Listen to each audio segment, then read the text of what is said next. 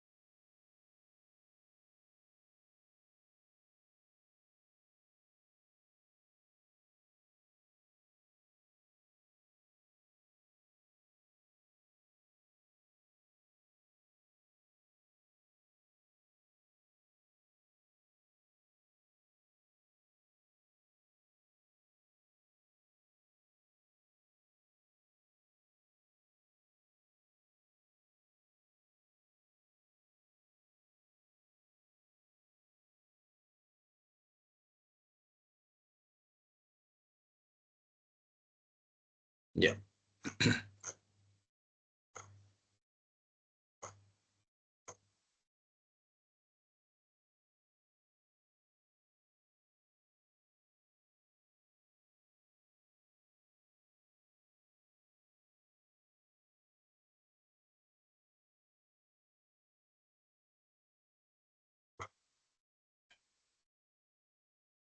Ya, jadi hari ini saya akan menyampaikan terkait dengan membangun politik hukum pengelolaan sumber daya alam berdasarkan Cita Hukum Indonesia.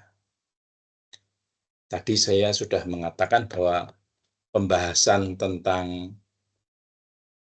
hukum dan kebijakan lingkungan itu tidak bisa dipisahkan dari pengelolaan sumber daya alam.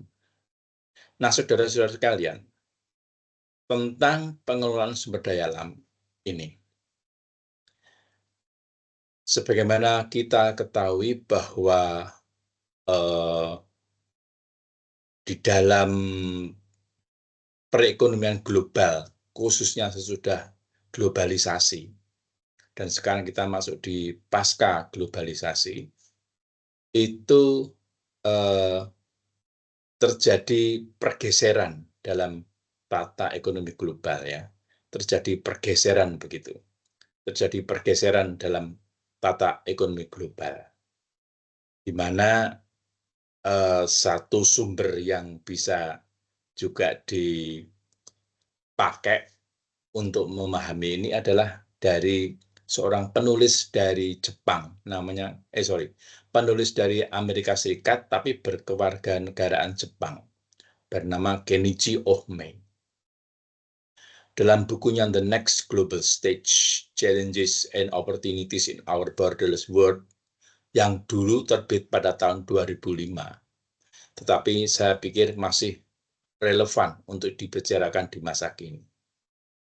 Kenichi Ohmae di dalam bukunya itu pada tahun 2005 menyatakan bahwa terjadi perubahan paradigma baru di dalam perekonomian global, yang mengatakan, dia waktu itu mengatakan bahwa sumber daya alam yang dulu menjadi simbol kemakmuran, ya dulu ketika negara-negara Barat maupun negara-negara berkembang berdiri, itu sumber daya alam itu menjadi salah satu simbol kemakmuran.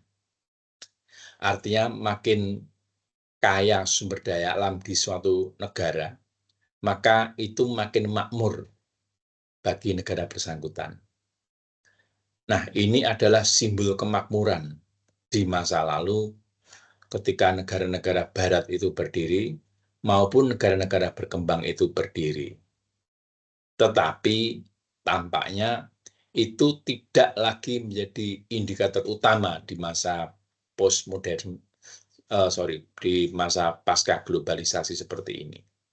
Tidak menjadi indikator baru, tidak menjadi penopang utama, begitu ya. Tidak menjadi penopang utama di dalam percaturan tata ekonomi. Itu menurut Kenichi Ohmae. Karena menurut dia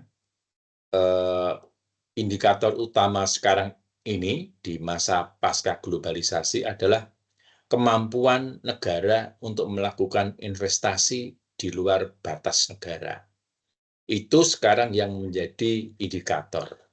Jadi kalau misalnya China, Korea itu sekarang mempunyai kemampuan untuk investasi di luar batas negara, itulah yang dulu dibayangkan oleh Kenichi Ohmae tadi.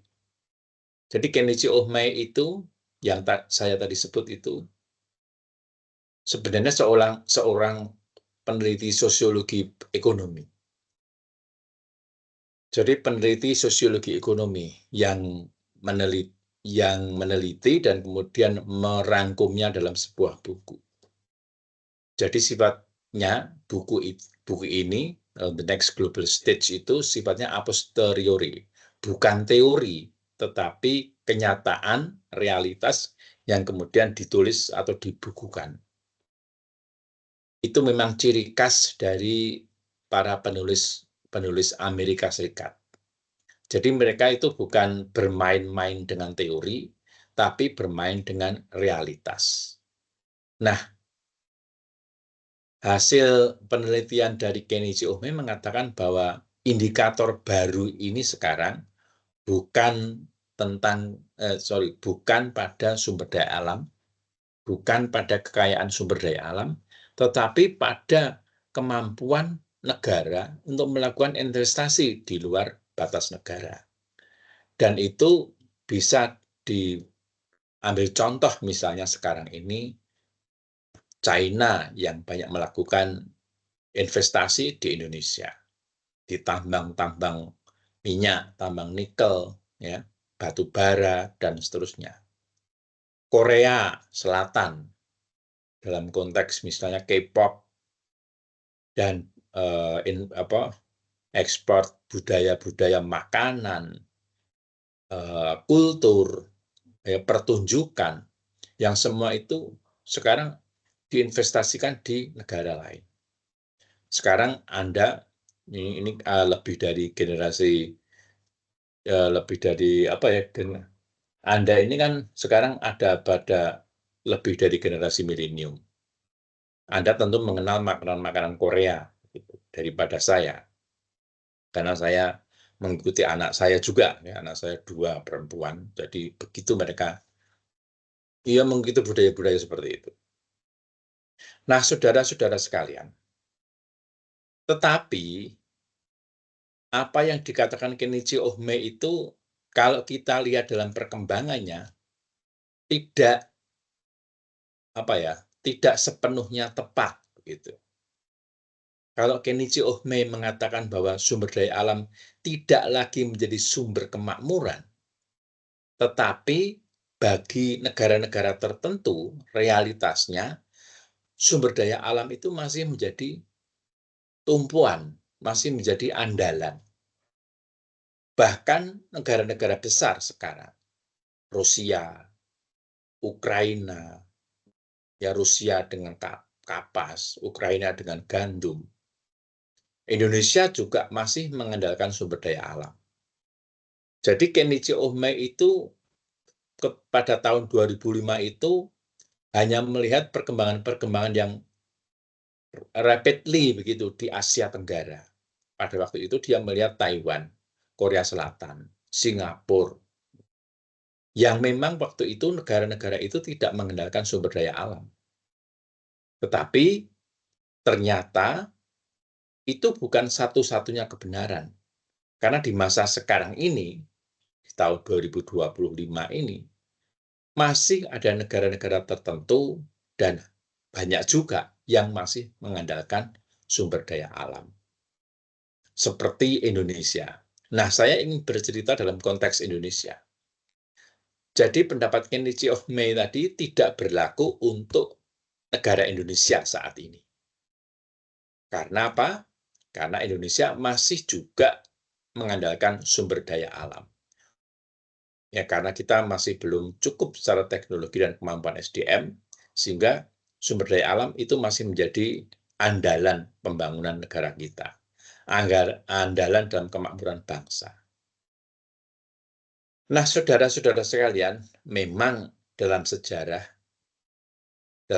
ini ya, sejarah politik dan ya sejarah politik dunia, negara yang berhasil atau negara yang bisa survive itu adalah negara-negara yang menguasai sumber daya alam, sumber daya manusia, dan teknologi. Contohnya Amerika Serikat. Ya, yang bisa diberi contoh adalah Amerika Serikat. Amerika Serikat adalah negara yang mempunyai sumber daya alam, SDM, dan teknologi yang semua menopang survival-nya Amerika Serikat. Begitu juga dengan Jepang. Sekarang China. Nah, dalam konteks ini, maka Indonesia kalau ingin menjadi negara yang survive di masa depan, harus dapat memanfaatkan sumber daya alam itu secara optimal dengan SDM yang memadai dan teknologi yang memadai. Membuat kita menjadi PD, jadi negara yang percaya diri. Nah, jadi Indonesia ini harus mengoptimalkan, ya bahasanya harus mengoptimalkan pemanfaatan SDA, SDM, dan teknologi tersebut. Apakah suara saya bisa didengar, Pak Ketua Kelas, dan teman-teman yang lain? Bisa, Prof. Oke, saya lanjut ya. Dan apakah PPT-nya bisa dilihat ya, Afri? Bisa, Prof. Bergerak. Oke, ya. Oke. Nah, saudara-saudara sekalian, terkait dengan dengan sumber daya alam, maka kita kalau saya bicara dari perspektif hukum normatif atau positif, maka dasar hukum tertinggi politik hukum pengelolaan sumber daya alam di Indonesia itu ada di pasal 33 ayat 3 Undang-Undang Dasar 45. Ini kata-katanya agak salah, ya. Bumi, air, dan kekayaan alam yang dikandung di dalamnya dikuasai oleh negara untuk sebesar-besar kemakmuran rakyat. Saya ulangi lagi ya. Pasal 33 ayat 3. Bumi, air, dan kekayaan alam yang terkandung di dalamnya dikuasai oleh negara untuk sebesar-besar kemakmuran rakyat.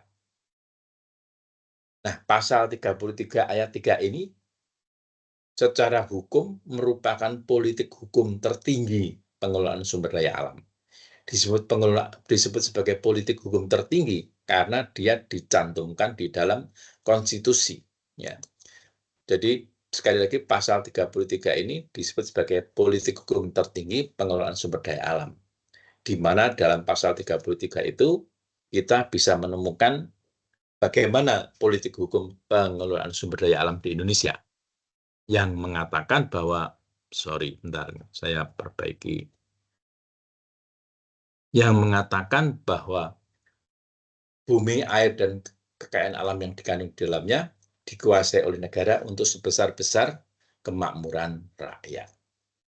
Nah, saudara-saudara sekalian, itu pasal 33 yang kemudian tentu harus dijabarkan di dalam undang-undang yang berikutnya.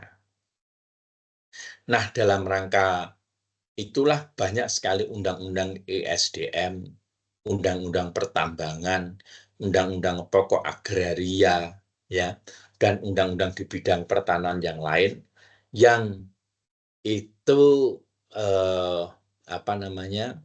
merupakan undang-undang lebih lanjut dari pasal 33 ini, ya, dari pasal 33 ini.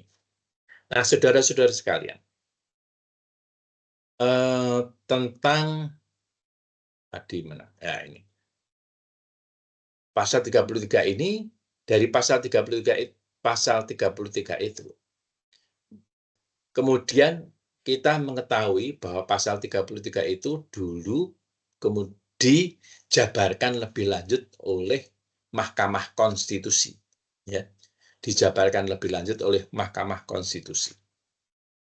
Dan dijabarkan lebih lanjut oleh Mahkamah Konstitusi dalam kasus tentang Undang-Undang Sumber Daya Air yang minggu yang lalu saya ceritakan.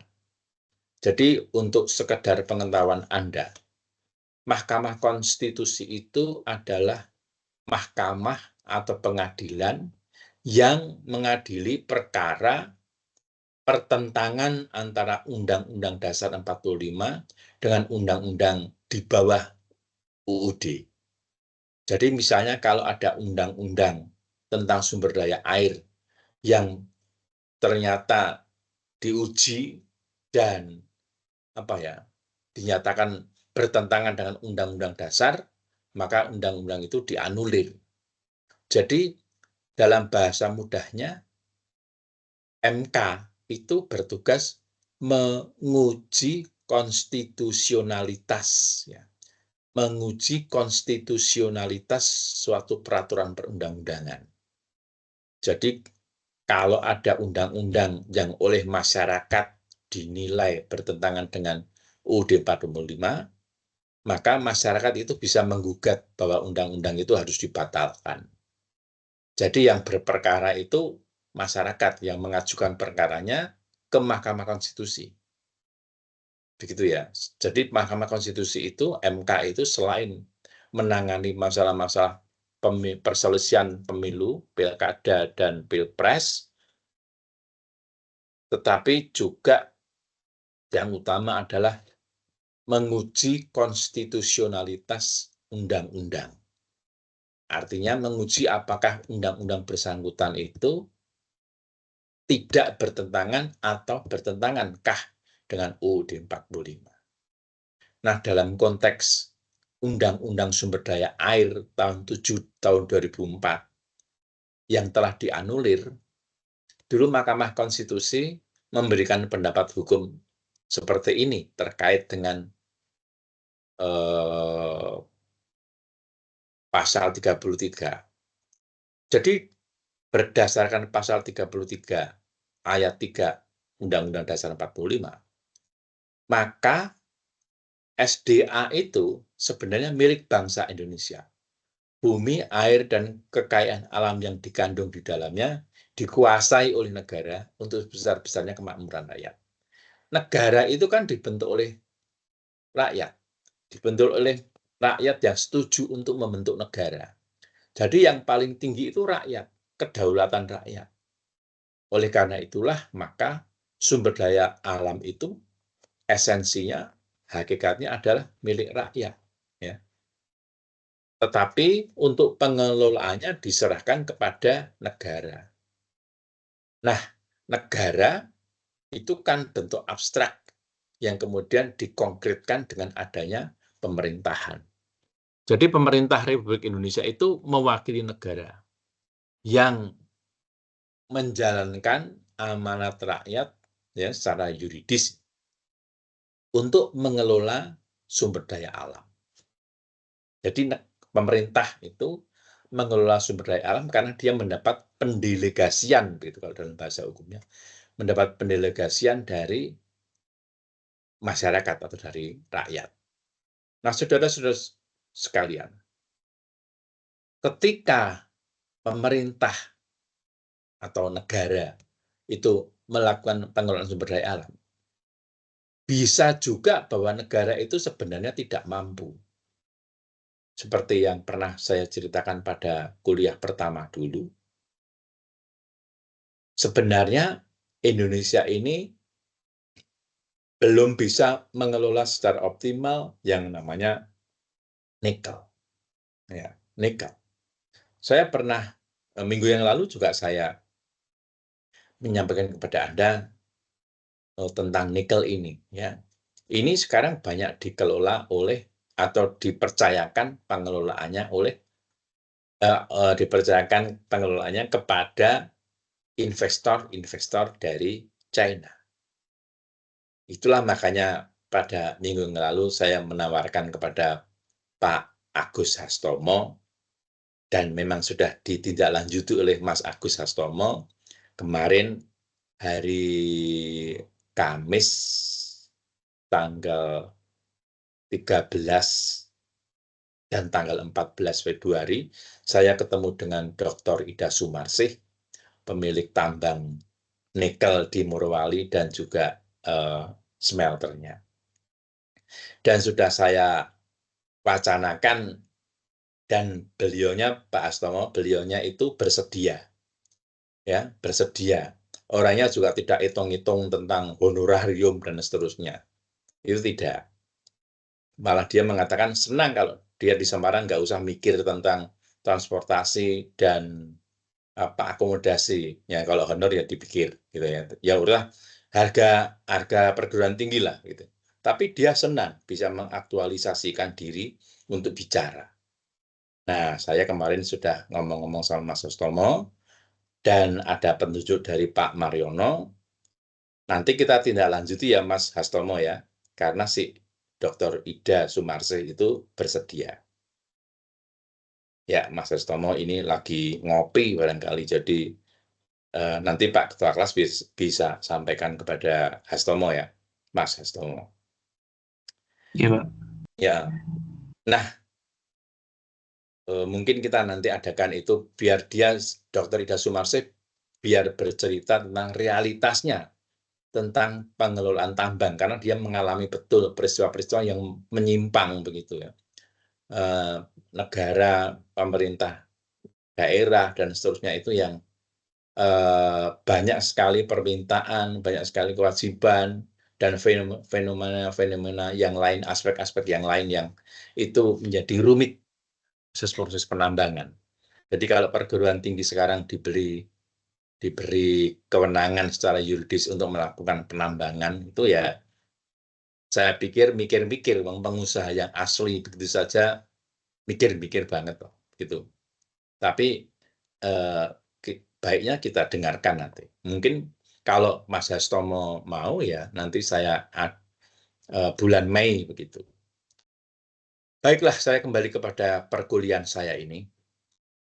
Jadi negara itu kemungkinan juga walaupun sudah formal itu diserai kewenangan untuk mengelola sumber daya alam, tetapi tidak selalu negara itu bisa atau mampu untuk melakukan pengelolaan sumber daya alam secara sendiri.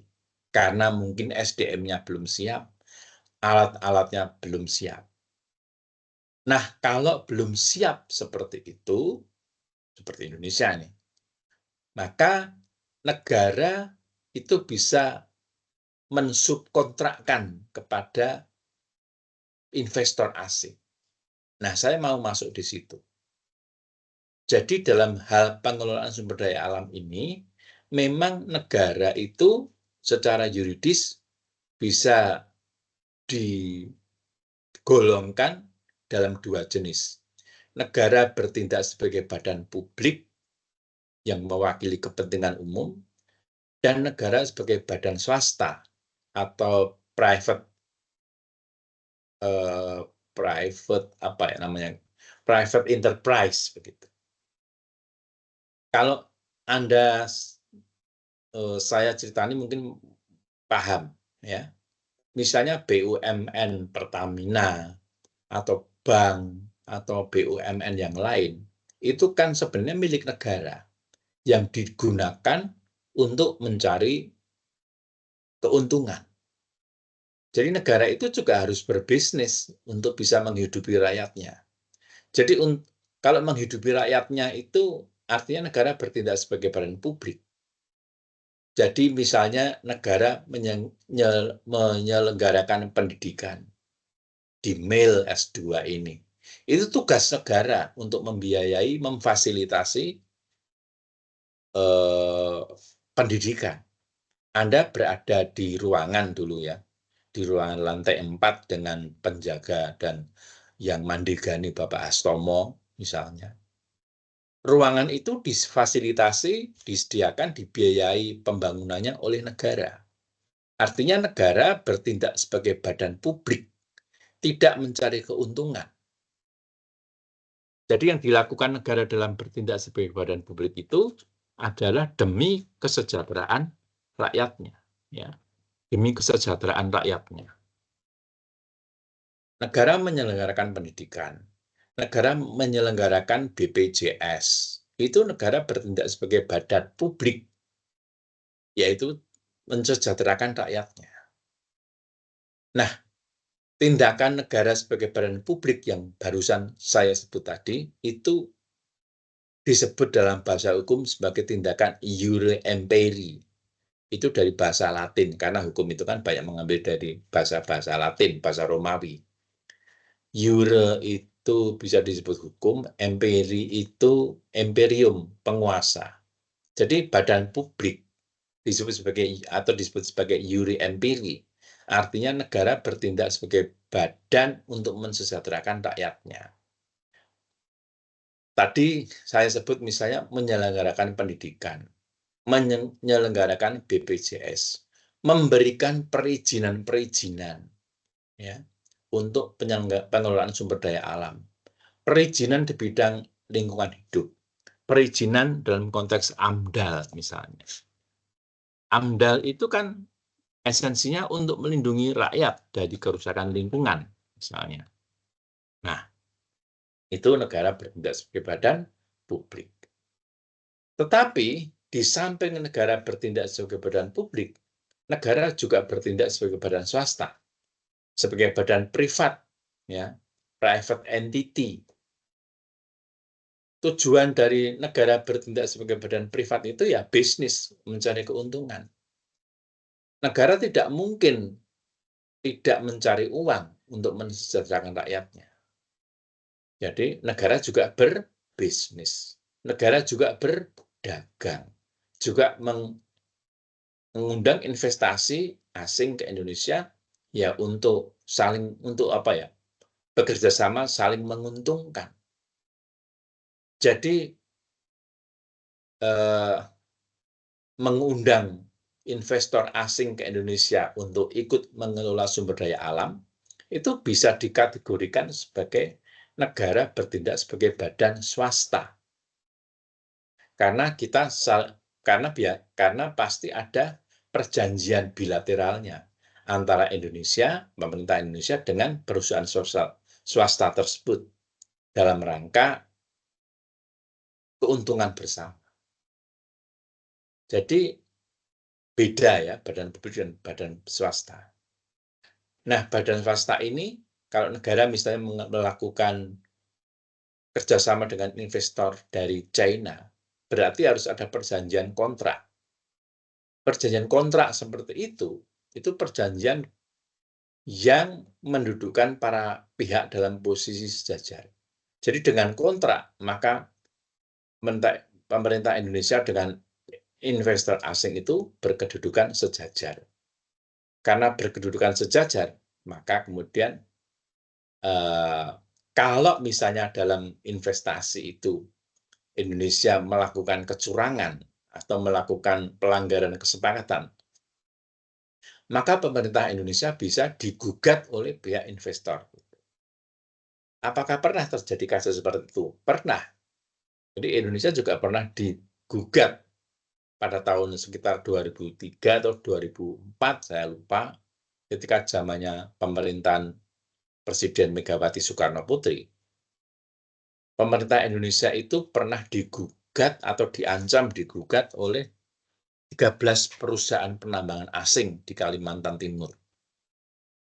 Dengan alasan karena pemerintah Indonesia tiba-tiba secara sepihak ingin membangun daerah kawasan konservasi sumber daya air di wilayah yang sedang ditambang oleh 13 perusahaan itu. Jadi walaupun Indonesia membangun konservasi air itu adalah tindakan dalam arti untuk mensejahterakan rakyat, tetapi karena tindakan itu melanggar kesepakatan bersama antara Indonesia dengan perusahaan asing itu, maka di Indonesia pernah diancam untuk digugat di Pengadilan Penanaman Modal Asing. Nah, jadi dalam konteks ini, pemerintah itu juga bisa digugat oleh perusahaan-perusahaan asing kalau melanggar kesepakatan. Misalnya pemerintah Indonesia melanggar kesepakatan dengan investor dari Cina. Indonesia secara sepihak melakukan pelanggaran atas kesepakatan. Ya, pemerintah Indonesia bisa digugat, walaupun oleh perusahaan asing. Bukan oleh negara asing, oleh tadi perusahaan-perusahaan asing. Itu adalah konsekuensi dari negara bertindak sebagai badan swasta, ya, bertindak sebagai badan swasta. Tapi kalau negara bertindak sebagai badan publik, itu tidak bisa digugat. Misalnya negara menyelenggarakan pendidikan, itu tidak bisa digugat oleh negara asing. Nah, itu memang tugas negara mensejahterakan rakyatnya. Ya, jadi saudara-saudara sekalian, dalam konteks pengelolaan sumber daya alam, negara itu bisa bertindak sebagai badan publik dan bertindak sebagai badan swasta. Kalau bertindak sebagai badan publik, misalnya memberikan perizinan investasi, perizinan pengelolaan sumber daya alam, dan seterusnya. Tapi sebagai badan swasta, membuat kontrak-kontrak investasi asing. Kalau dalam kontrak, konsekuensinya, kedua pihak itu dalam posisi sejajar. Jadi karena posisinya sejajar, maka pihak asing, dalam hal ini swasta, bisa menggugat. Nah, saudara-saudara sekalian, ini semua yang saya ceritakan ini menjadi landasan untuk memahami bagaimana politik hukum pengelolaan sumber daya alam di Indonesia. Saudara-saudara sekalian, pada endingnya itu ingin dibangun politik pengelolaan sumber daya alam yang memuat karakter pengelolaan sumber daya alam yang pro kesejahteraan, pengelolaan sumber daya alam yang pro keadilan sosial, yang pro demokrasi, dan pro lingkungan hidup. Jadi pengelolaan sumber daya alam di Indonesia berdasarkan pasal 33 itu harus merupakan pengelolaan sumber daya alam yang mempunyai karakter 4 ini setidaknya. Bahwa pengelolaan sumber daya alam itu untuk kesejahteraan rakyat, untuk menciptakan keadilan sosial, untuk dilaksanakan dengan proses yang demokratis, dan pengelolaan sumber daya alam tidak boleh merusak lingkungan hidup. Ya, jadi ini namanya politik hukum yang harus dijabarkan lebih lanjut dalam peraturan perundang-undangan. Ya. diatur lebih lanjut dalam peraturan perundang-undangan. Kalau dalam konteks pro lingkungan hidup, maka kita memahami dalam konteks lingkungan hidup itu sekarang ada Undang-Undang 32 tahun 2009.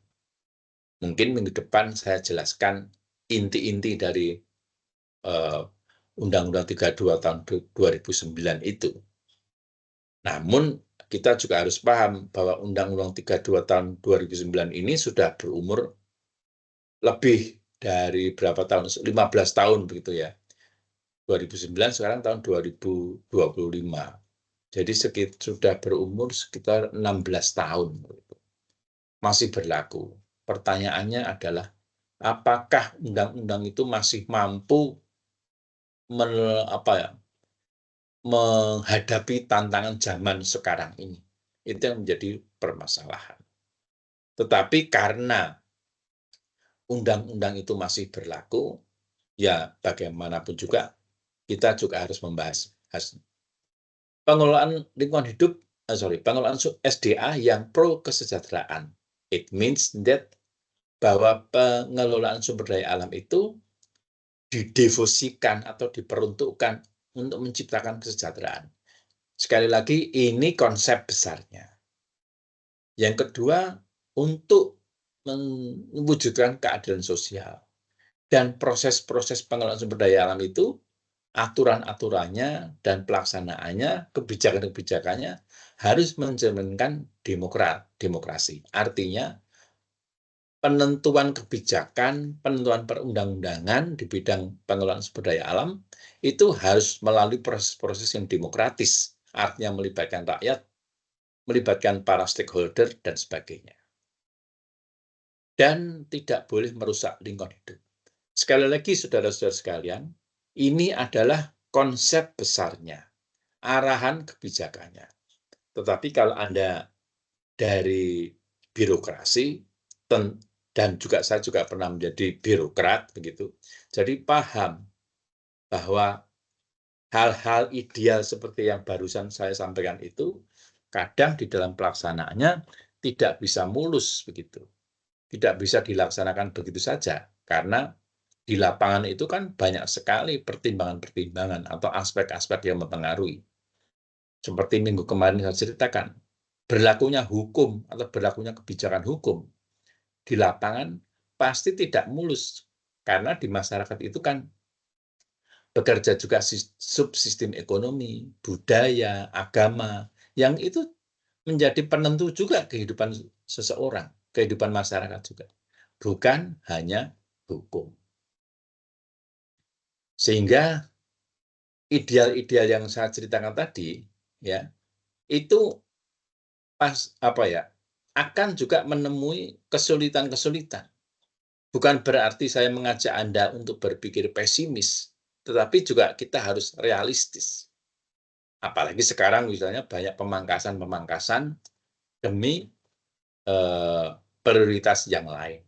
Ya harus kita maklumi, bukan menentang atau menyalahkan, tapi harus kita maklumi. Dipangkas pada waktu 2019 ketika saya masih menjadi eselon 1 di Jakarta itu, ya banyak sekali juga ketika COVID itu dana-dana yang dipangkas karena pemerintah pada waktu itu ingin menyediakan pengobatan secara gratis. Nah, itu menyediakan pengobatan secara gratis itu dalam konteks badan publik yang tidak bisa digugat negara lain.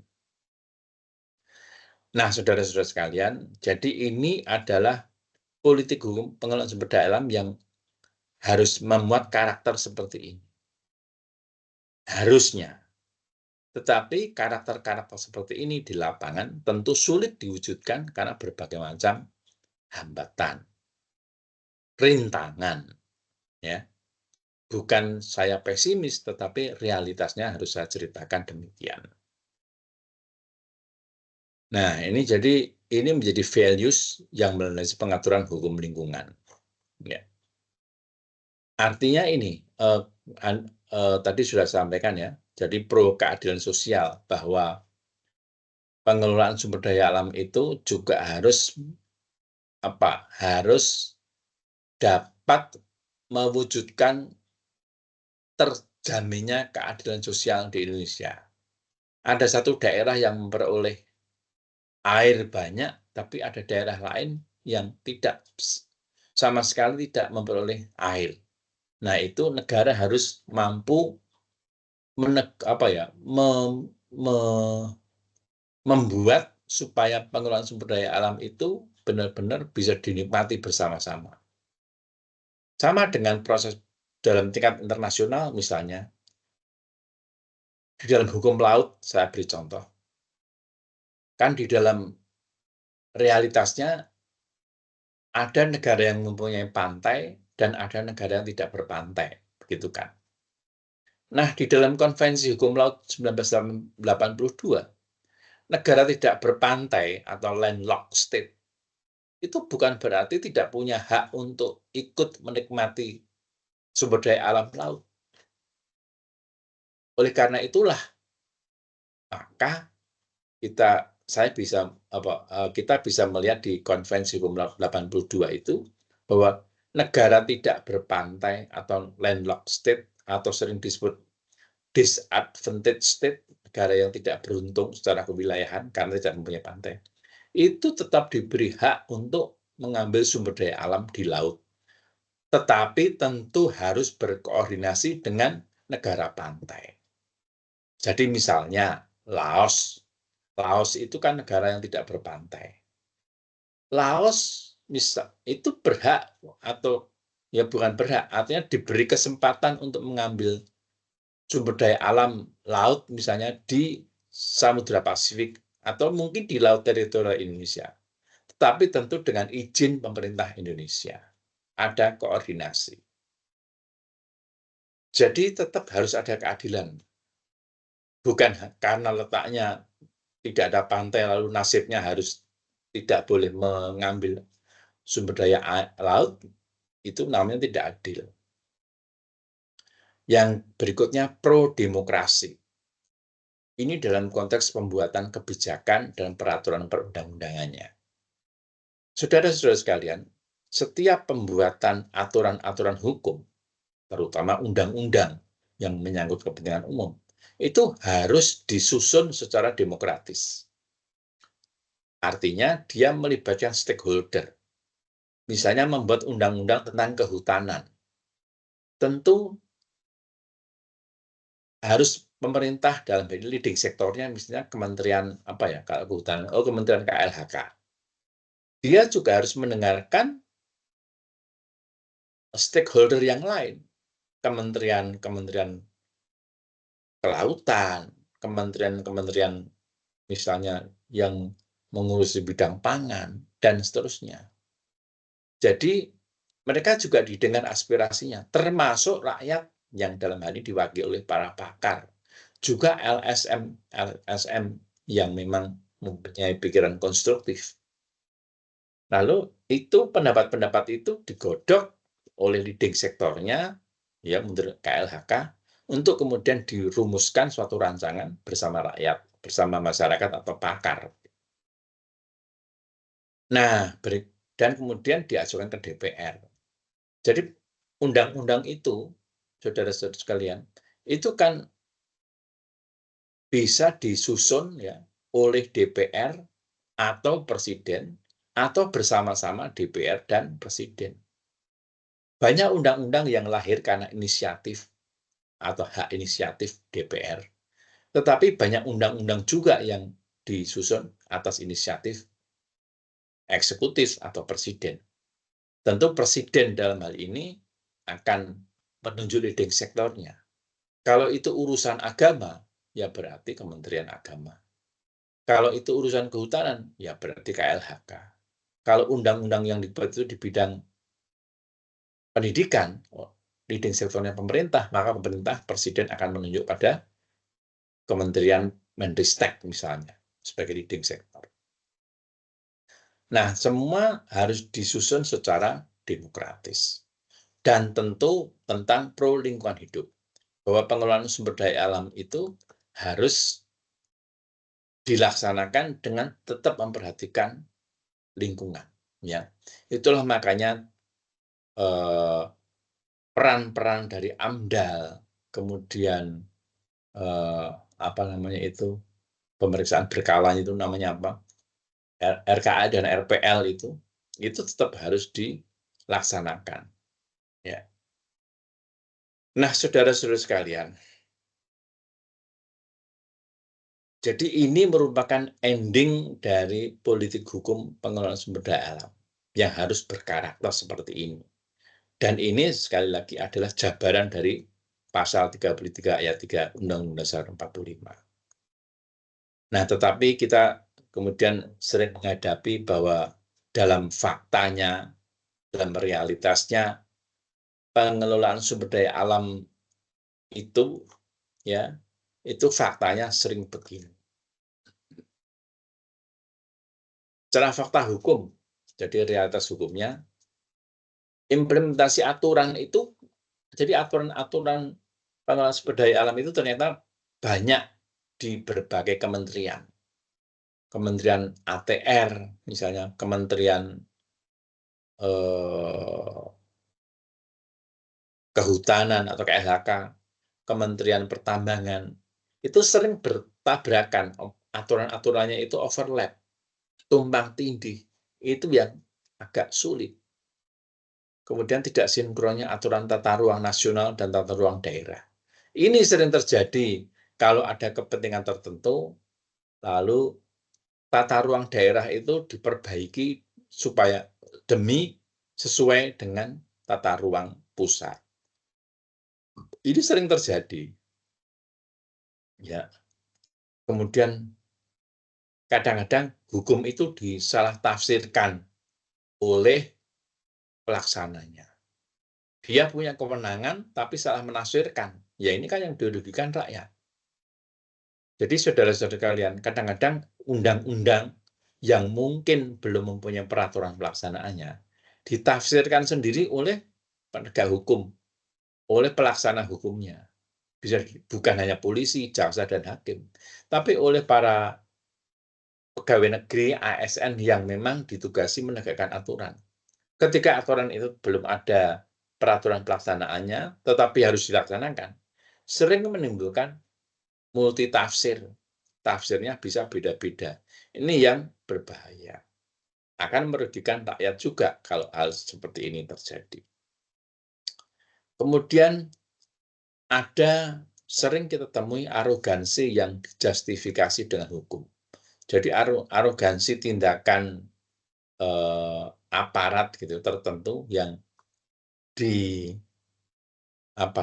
dijustifikasi dengan aturan yang lebih kuat. Kadang-kadang kita menemukan hal seperti itu di dalam pelaksanaannya. Nah, saudara-saudara sekalian, jadi itu contoh-contoh dari fakta bahwa secara hukum masih banyak hal yang membuat politik hukum pengelolaan SDA ini tidak bisa berjalan dengan lancar. Nah, dari fakta sosial kita sering menemukan bahwa masyarakat itu sebenarnya memiliki kemampuan dan pengelolaan sendiri dalam sumber daya alam, tetapi sering dilecehkan atau dilupakan kemampuannya. Kadang-kadang masyarakat adat itu diragukan kemampuannya oleh petugas-petugas dari pemerintah. Padahal masyarakat adat itu mempunyai pengalaman mengelola sumber daya alam secara turun-temurun yang masih eksis. Tapi kadang-kadang mereka malah diajari sesuatu yang baru yang sifatnya mekanik begitu oleh government. Nah, seperti ini yang tidak boleh terjadi. Ada semacam arogansi dari pihak eksekutif terhadap masyarakat adat. Justru yang dilakukan adalah berdialog atau justru menimba pengalaman dari masyarakat adat ini. Nah, itu sering terjadi. Lalu yang kita ketahui bahwa dari fakta sosial, sering yang namanya upaya-upaya pemerintah, upaya-upaya negara untuk membangun atau memberikan pelayanan yang lebih bagus, itu sering berhadapan dengan masyarakat. yang mana masyarakat merasa mempunyai keterikatan dengan lingkungannya, mempunyai keterikatan batin dengan lingkungannya. Saya pernah ikut bersama-sama dengan beberapa peneliti dan pakar begitu di Undip dari berbagai disiplin ilmu yang mendahului menjadi tim pendahulu untuk rencana pembangunan PLTU di Kabupaten Batang sekitar sebelum tahun 2011 kalau tidak salah. Jadi kalau Anda naik kereta api dari Semarang ke Jakarta atau sebaliknya dari Jakarta ke Semarang, dari Semarang ke Jakarta atau dari Jakarta ke Semarang, itu nanti di daerah Batang, ya di dekat pantai itu berdiri, Anda bisa melihat PLTU, Pusat Pembangkit Listrik Tenaga Uap. Nah, proses-proses berdirinya, dulu saya agak ikut terlibat. Dan kami menemui kesulitan untuk pembebasan tanahnya waktu itu. Karena apa?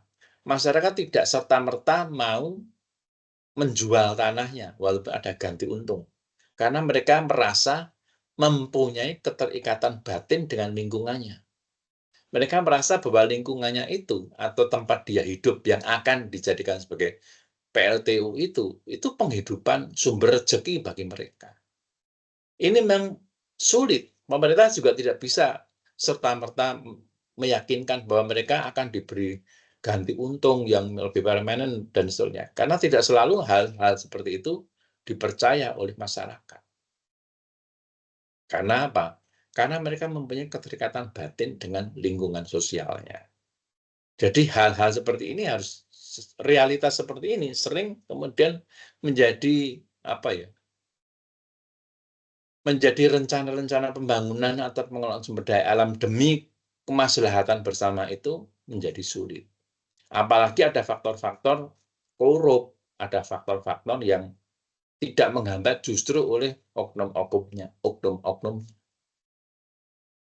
Lebih lanjut, faktor pola hidup dan kemiskinan. Ini juga di Indonesia. Jadi yang saya sampaikan sebagai fakta sosial itu tidak linier, ya. Yang pertama, masyarakat itu sering dilupakan, sering direndahkan, ya, oleh eksekutif yang seolah-olah merasa mempunyai kemampuan mekanik yang lebih bagus daripada masyarakat adat. Yang kedua, tapi sebaliknya, masyarakat itu sering menjadi sulit untuk disadarkan bahwa apa yang akan direncanakan pemerintah itu demi kemaslahatan bersama. Dan mereka sulit untuk melepas hak-haknya. Misalnya tanah. Ya, tidak mudah melepas tanah karena mereka merasa mempunyai keterikatan batin dengan lingkungannya. Nah, kemudian faktor penyebab kerusakan lingkungan yang lain adalah dan pengelolaan sumber daya alam yang rusak itu karena adanya kemiskinan. Ya.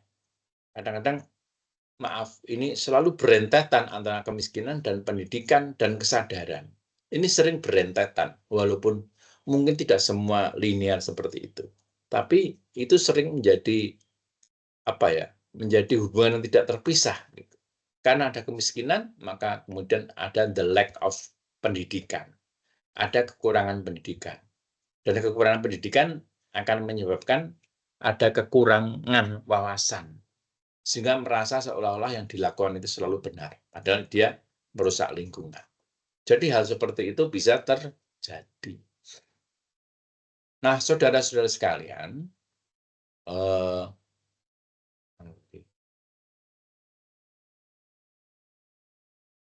dari fakta fisik, ya, kadang-kadang pengelolaan SDA itu tidak sesuai dengan aturan-aturan SDA dan lingkungan hidup. Jadi asal saja, apalagi ketika penegakan hukumnya lemah. Nah, ini kemudian pengelolaan SDA itu malah justru mengancam lingkungan hidup. Itu yang sering terjadi, ya, dalam beberapa hal. Nah, ini pada simpulannya saya menyampaikan hal-hal berikut untuk Anda baca, ya kira-kira ini. Beberapa hal yang walaupun lama, tetapi ini masih bisa dipertanggungjawabkan dari sisi sekarang.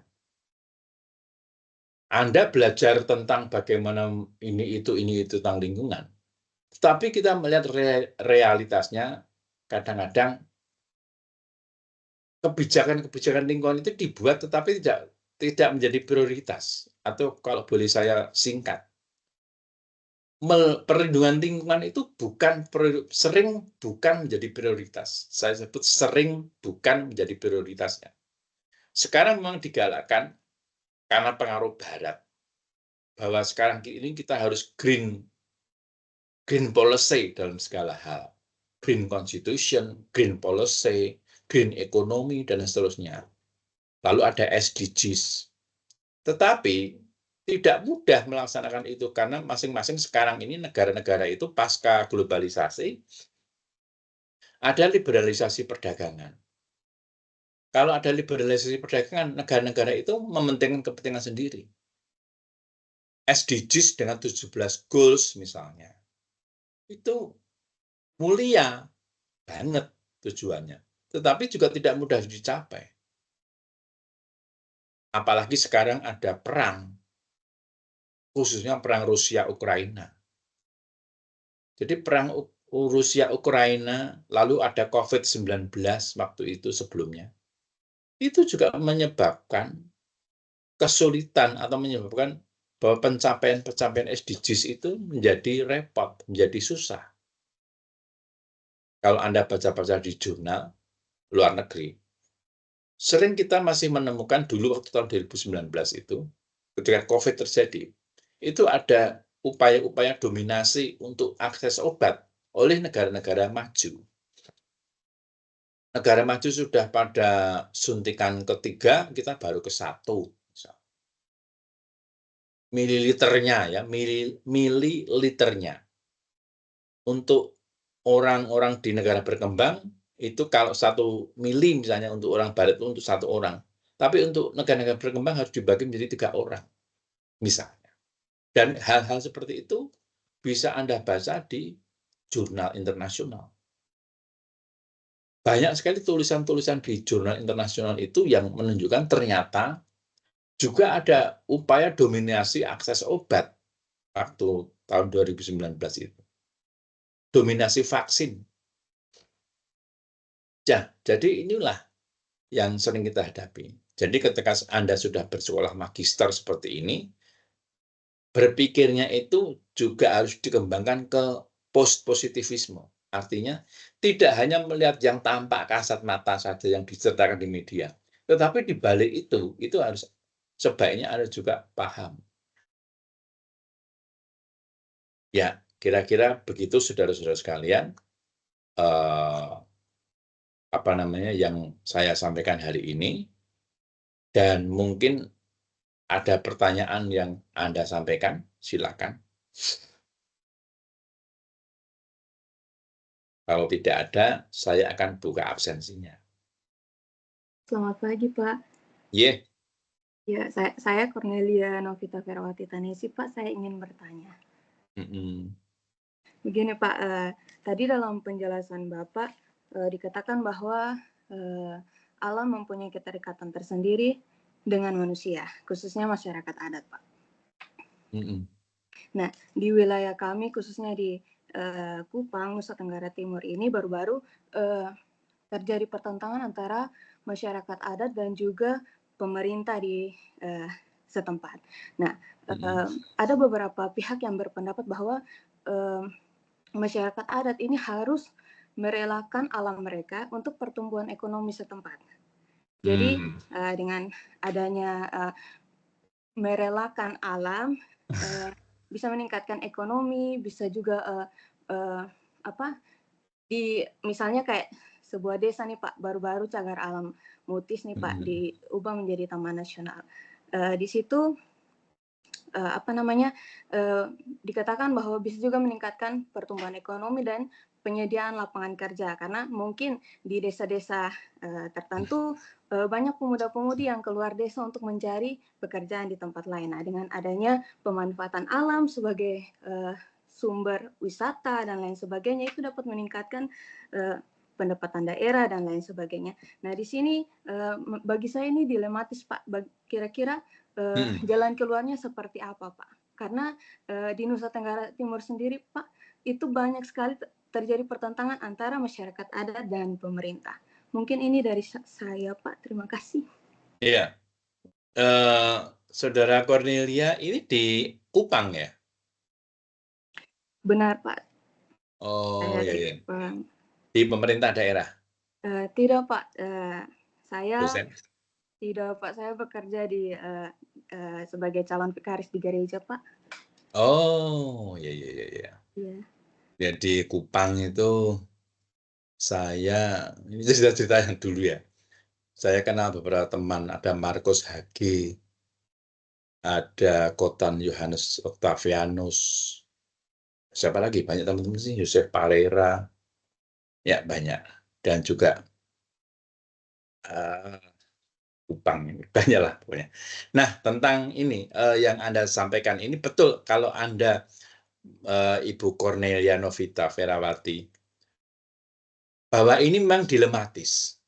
Ya, saya ingin menjawab secara agak komprehensif ya, Bu Cornelia, supaya dan teman-teman, supaya Anda juga paham.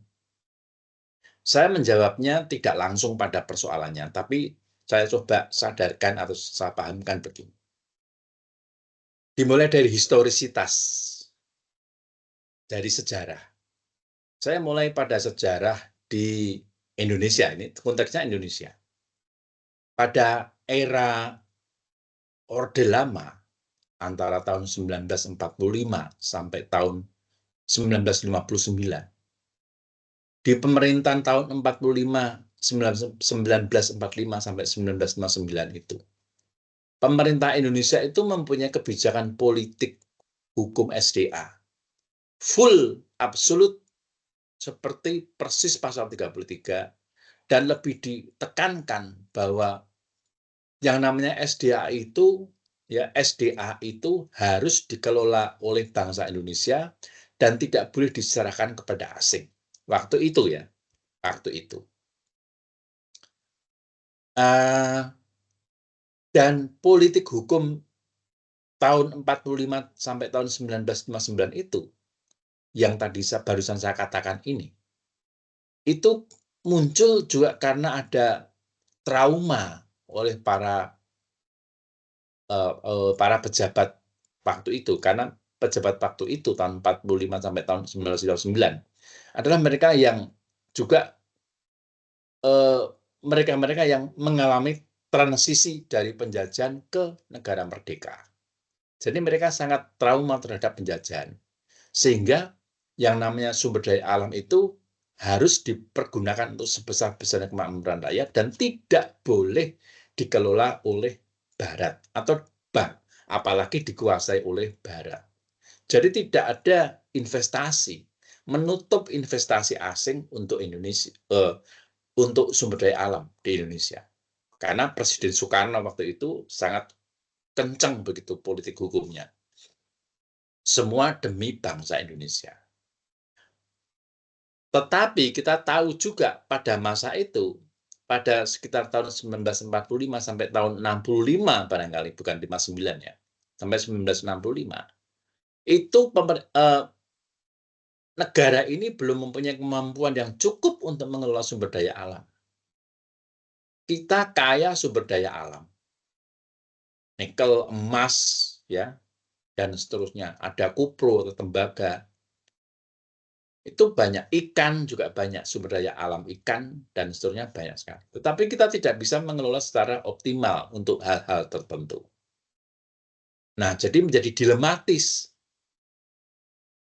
Nah, pemerintahan Orde Lama yang berlangsung tahun 1945 sampai tahun 1959 yang sangat anti investasi itu, kemudian tergantikan oleh pemerintah baru. Pemerintah Orde Baru namanya. sejak tahun 1967. Ya, pemerintah Orde Baru ini mempunyai kebijakan politik hukum SDA yang sangat bertolak belakang dengan Orde Lama. Kalau di Orde Lama itu anti investasi asing, kalau di Orde Baru itu lalu menjadi pro investasi. Mengingat bahwa negara ini mengingat bahwa negara ini memang kaya SDA, tetapi tidak mempunyai kemampuan untuk mengelola sumber daya alam. Padahal sadar bahwa sumber daya alam itu juga bisa diandalkan untuk pembangunan. Nah, oleh karena itulah, Saudara Cornelia dan teman-teman, sejak tahun 1967 lahir namanya Undang-Undang Penanaman Modal Asing. Undang-Undang Nomor 1 tahun 67. Hakikatnya sebenarnya Undang-Undang 167 itu 1967 tentang penanaman modal asing itu untuk mengakomodasi kepentingan Freeport dalam pengelolaan emas di Papua. Intinya sebenarnya itu. Karena masuknya investasi asing ke Indonesia itu kan harus ada dasar hukumnya. Dibuatlah Undang-Undang 167 1967. Dengan undang-undang itu investasi asing masuk. Dan hingga hari ini investasi itu semakin masuk. Undang-Undang 167 tentang PMA tadi sekarang sudah dirubah dengan undang-undang lebih baru lagi. Tetapi undang-undang baru ini pun tetap pro investasi. Jadi kalau pada Orde Lama anti investasi, pada Orde Baru justru sebaliknya pro investasi. Saya tidak dalam rangka menyalahkan. Saya tidak dalam rangka menyalahkan Orde Baru dan juga tidak menyalahkan Orde Lama. Semua itu tergantung dari dimensi ruang dan waktu. Kita harus maklum. Ketika kita masih anti investasi karena ada trauma tentang penjajahan asing. Tetapi ketika pro investasi kita harus maklum bahwa itu terjadi karena kita tidak mempunyai kemampuan mengelola sumber daya alam, sehingga kita harus memasukkan tenaga asing. Kalau saya ceritakan minggu yang lalu juga, nikel saja kita sampai hari ini belum bisa optimal. Nah, Ibu Cornelia, dengan adanya investasi asing yang masuk di Indonesia seperti itu, ini investasi asing tentang pengelolaan sumber daya alam dan lingkungan. Ini pasti berakibat atau memberi dampak pada eksistensi hak-hak adat ataupun eksistensi masyarakat adat itu sendiri. Atau traditional knowledge para masyarakat adat itu juga akan tersisihkan. Itu pasti terjadi seperti itu. Logikanya seperti itu. Karena tidak mungkin atau susah setidaknya bahwa investasi harus berseiring dengan hak-hak tradisional dan keadilan. Memang pengennya ya itu selalu bahwa ini masyarakat adat itu tidak terganggu oleh kehadiran investasi. Itu pasti ada keinginan untuk itu. Tapi ternyata dalam pelaksanaan ini biasanya ini selalu menjadi dilematis. Dan akhirnya ini eksistensi masyarakat adat dan hak ulayat misalnya, itu menjadi terpinggirkan. Seperti yang terjadi di Papua, di Kalimantan, di Jawa, juga di Kupang. Nah, itu yang terjadi, Bu. Jadi, semoga Bu Cornelia bisa paham bahwa dengan ada investasi, maka selalu terjadi ketegangan antara keadilan dan kemanfaatan. Dalam hukum itu kan ada keadilan, kepastian, dan kemanfaatan. Nah, dalam konteks nyatanya, itu terjadi ketegangan ini. Kadang-kadang kita pro investasi, konsekuensinya hak-hak adat, hak ulayat, dan seterusnya akan tersisihkan. Itu yang terjadi. Dan bisa bertahun-tahun lamanya. kecuali nanti ditemukan dialog. Itulah makanya Bu Cornelia, sangat-sangat diperlukan adanya dialog supaya tetap ketemu antara kepentingan investasi yang memang diperlukan negara, ya, dengan kepentingan perlindungan hak-hak adat misalnya. Ya, saya catat sebentar. Hak-hak adat itu yang harus ditekankan. Pada hari Jumat kemarin, saya ini menguji disertasi di Universitas Pelita Harapan Jakarta, UPH Jakarta, ya tentang suku Amungme, Bu. Ya. Suku Amungme di Papua. Karena mereka menurut disertasi itu mengalami ketidakadilan juga. Ketika Indonesia pro investasi, hak mereka tersisihkan. Dan mereka harus berjuang untuk bisa mempertahankan kehidupannya, mempertahankan wilayah-wilayahnya, karena itu adalah andalan kehidupan mereka. Dalam hal ini memang harus ada kehadiran pemerintah. Diperlukan dialog, Bu. Investasi, kenapa diperlukan dialog? Investasi itu berpikir dalam cara investasi, dalam cara dagang. Masyarakat adat berpikir dalam rangka mempertahankan keberlanjutan tanah. Kalau ini saling ngotot begitu, saling memaksakan, pasti timbul konflik. Nah, untuk meredam konflik ini perlu dialog, difasilitasi oleh penguasa, oleh negara dalam hal ini. Nah, memang dalam konteks ini realitasnya kita memerlukan aparat atau pejabat atau penguasa negara yang bisa mendialogkan dan berpikiran secara adil. Akhirnya kembali pada orang juga cerita ini. Gitu Bu Cornelia. Bisa dipahami mudah-mudahan ya. Bisa Pak, terima kasih banyak Pak. Nah, mungkin minggu depan karena ada pertanyaan Bu Cornelia Novita ini, saya akan bercerita lebih lanjut deh tentang ini, tentang dilema yang tadi. Saya setuju dengan kata dilema Bu Cornelia ini, karena memang ini dilematis. Kalau didiamkan terus saja, ya mungkin tidak akan berkembang. Tapi maksudnya investasi, ya tetap harusnya harus bisa disinkronkan begitu loh. Mungkin pasti ada perubahan-perubahan yang terjadi. Dan setiap kali perubahan itu pasti ada gejolak. Itu ya, Bapak Ibu sekalian, saudara-saudara sekalian. Masih ada lagi? Nah, kalau tidak ada, saya akan stop sharing-nya ini. Nanti saya bagikan melalui saudara ketua kelas. Ketua kelas mau bicara? Monggo silakan. Oh, tidak ada. Ini saya stop sharing, saya absensinya ya. Nanti saya bagikan bahan ini kepada Anda. Bentar.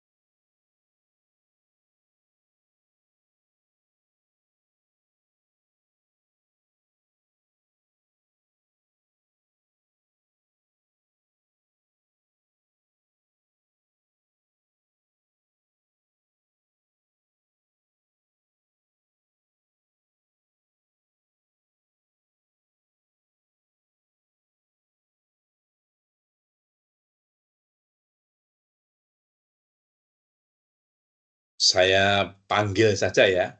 Kalau saya panggil, kalau Anda ada, Anda katakan hadir ya. Oke. Saudara Reza Aulia. Hadir, Prof. Yes. Reza Aulia. Gagal IRS semester 2024 mahasiswa belum disetujui dosen wali. Ini gimana nih Anda? Reza Aulia. Halo. Oh iya, itu kemarin mau nambah matkul, Prof, tapi belum bisa. Oh ya. Ya sudah, ini hadir ya ini ya. Tapi Ya, ini kok Prof. oke. Tapi di sini nggak bisa masuk itunya, apa namanya? Daftar kehadirannya. Nanti diurus dengan Pak Hastomo ya. Ya, Prof. Cornelia Novita Ferawati tadi hadir. Hadir, Prof. Dwi Puspa Oktaning Tias. Hadir, Prof. Ya. Juga gagal nih Dwi Puspa. Belum disetujui wali. Devi Raj Anjeli. Hadir, Prof. Oke, bisa. Muhammad Lutfi Mas'ud. Satu kali.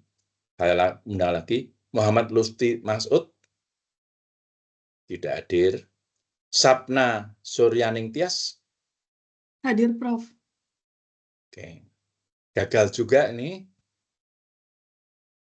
Diurus ya nanti dengan Pak Hastomo ya tentang dosen wali. Kalau selama belum ada IR disetujui tidak mungkin bisa dicatat di SSO. Saudara Hafri tadi hadir. Saudara Ruci Siap, hadir, Mada. Ruci hadir? Hadir, Prof. Oke. Saudara Samsul Arifin. Hadir, Prof. Oke. Yes, sudah selesai. Nanti saudara Tadi Reza. Lutfi Masud ada Pak, cuman mic-nya error ya. Lutfi. Ini Lutfi Mas'ud Muhammad. Ya. Iya. Lutfi Mas'ud ini belum diurus, belum disetujui dosen wali katanya di sini, kata SSO. Nanti diurus ya, Dek, supaya masuk di SSO ya. Baik, Prof. Oke, saudara-saudara sekalian, sudah cukup kiranya kuliahnya, nanti bahannya akan saya share melalui ketua kelas. Terima Baik, Prof. kasih. Wassalamualaikum warahmatullahi wabarakatuh dan sampai jumpa di Terima kasih, Prof. Yes. Terima kasih, kasih. Ya, Prof. salam damai untuk semua. Ya.